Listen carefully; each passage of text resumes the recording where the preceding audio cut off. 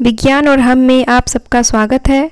आज इस क्लास में हम 10वीं कक्षा की प्रजनन पाठ को शुरू करेंगे और इसके बारे में हम आने वाले क्लासेस में विस्तृत रूप से अध्ययन करेंगे। जीवों का एक महत्वपूर्ण लक्षण है कि वे प्रजनन द्वारा अपनी जैसी संतान पैदा करते हैं ताकि मृत्यु के पश्चात भी उनकी जाति का अस्तित्व पृथ्वी पर कायम रहे। विभिन्न जैव प्रक्रमों की तरह जीवों को जीवित रहने के लिए इसकी आवश्यकता नहीं है, लेकिन संतति के सृजन के लिए आवश्यक है। अंतः प्रजनन वह क्रिया है जिसके फलस्वरूप जीव अपने जैसे संतान पैदा कर पृथ्वी पर अपने जाति के जीवों के भविष्य को सुनिश्चित करते हैं। अर्थात जीवों का एक महत्वपूर्ण लक्षण क्या है? एक प्रजनन है, यानी कि वो अपनी तरह ही संतान की उत्पत्ति करते हैं ताकि मृत्यु के पश्चात भी उनकी जो जाति है वो पृथ्वी पर उसका अस्तित्व कायम रहे। किंतु सभी जीवों में एक अंतर्निहित प्रवृत्ति होती है, वे अपनी जैसी संतान पैदा कर भविष्य में अपनी पहचान बनाए रखते हैं।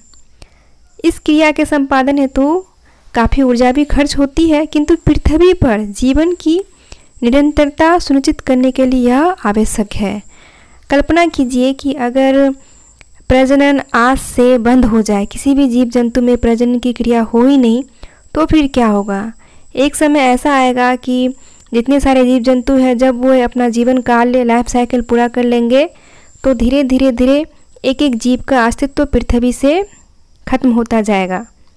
मान लेते किसी का जीवन काल अगर 1 महीने का है या फिर 1000 साल का है, तो वो मैक्सिमम जितने साल जी सकते हैं जिएंगे। उसके बाद पृथ्वी क्या हो जाएगी? पूरी की पूरी वीरान हो जाएगी। इसलिए पृथ्वी के अस्तित्व के लिए भी प्रजनन की क्रिया का होना बहुत ही महत्वपूर्ण है। अगर प्रजनन की क्रिया ना हो तो फिर पृथ्वी पर जीवन एक वक्त ऐसा आएगा कि पूरी तरीके से ही समाप्त हो जाएगी। तो यह प्रजनन की क्रिया हम सभी जीव जंतुओं के लिए, पेड़ पौधों के लिए हो, चाहे वो सूक्ष्म जीवों के लिए, यह एक महत्वपूर्ण प्रक्रिया है। एक प्रजाति के जीव देखने में समान लगते हैं, फिर भी एक दूसरे के पूर्ण रूप से समान नहीं रहते हैं। ऐसा इसलिए क्योंकि जीवन के दौरान सभी व्यक्ति विशेष में कुछ न कुछ विभिन्नताएं उत्पन्न होती रहती है ना।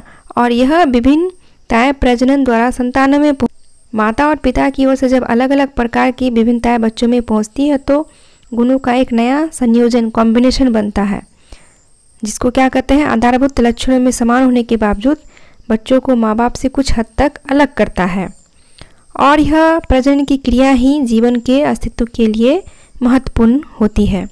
यहाँ कुछ चित्र है, आप देख सकते हैं कि किस तरह से जीव प्रजनन करते हैं।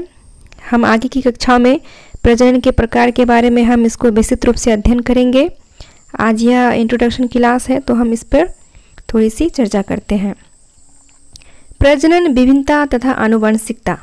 जनन क्रिया द्वारा जीव अपने समान संतति यानी कि ऑफस्प्रिंग का सृजन करते हैं। जीव एक समान होते हुए भी एक दूसरे से भिन्न होते हैं। प्रजनन द्वारा व्यक्ति विशेष के गुण एक पीढ़ी से दूसरी पीढ़ी में पहुंचते हैं। सभी जीवों की कोशिका के केंद्रक में डीएनए एवं प्रोटीन से निर्मित क्या पाया जाता है? गुणसूत्र पाया जाता है। जीवों के लिए आवश्यक विभिन्न प्रकार के प्रोटीन के निर्माण का संदेश भी डीएनए में होता है। किसी कारणवश अगर डीएनए से मिलने वाले जो संदेश होते हैं उसमें अगर भिन्नता हो जाती है, अगर वो भिन्न हो जाए तो जीवों की शारीरिक संरचना जो होती है उसमें भी विविधता पैदा हो जाती है, यानी कि उसमें भी कुछ अलग तरह के गुण उसमें समावेशित हो जाते हैं।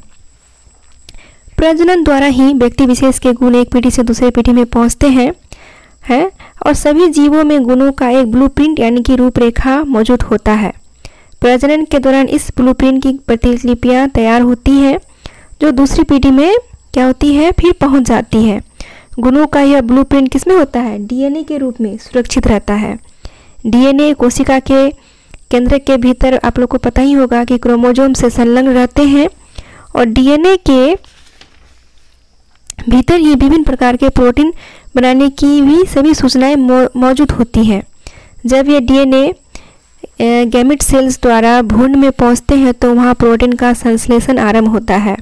विभिन्न प्रकार के जो प्रोटीन होते हैं मिलकर क्या बनाते हैं? एंजाइम्स बनाते हैं और एंजाइम्स में हो रहे रासायनिक क्रियाओं का नियंत्रण भी वही करते हैं। रासायनिक क्रियाएं जो होती है उपापचय यानी कि मेटाबॉलिज्म का संचालन करती है, जिसके फलस्वरूप गुणों का विकास होता है। इस प्रकार क्रोमोसोम में उपस्थित डीएनए के रूप में जो ब्लूप्रिंट होता है वो दूसरी पीढ़ी में पहुंचकर गुणों के रूप में अपनी छाप बनाना आरंभ कर देता है। डीएनए में यह क्षमता होती है कि वह अपने जैसे डीएनए के धागों की रचना कर सके। इस क्रिया को क्या कहते हैं? डीएनए रेप्लिकेशन कहा जाता है। कोशिका विभाजन के फलस्वरूप जब दो संतति कोशिकाएं बनती है तो दोनों समान होते हुए भी थोड़े भिन्नता लिए होते हैं। इन्हीं विभिन्नताओं के कारण कई पीढ़ियों तक एकत्र होने के चलते जीवों की नई जाति का विकास होता है। डीएनए को क्या कहा जाता है? डीएनए को आनुवंशिकता का पुल कहा जाता है। यानी कि डीएनए में एक क्षमता होती है कि वो अपने जैसे नए डीएनए के धागों की रचना कर सके। इस क्रिया को क्या कहते हैं? डीएनए रेप्लिकेशन कहा जाता है। प्रत्येक कोशिका में विभाजन के पहले यह क्रिया होती है। डीएनए रेप्लिकेशन के दौरान गलतियां होने की भी संभावनाएं होती है।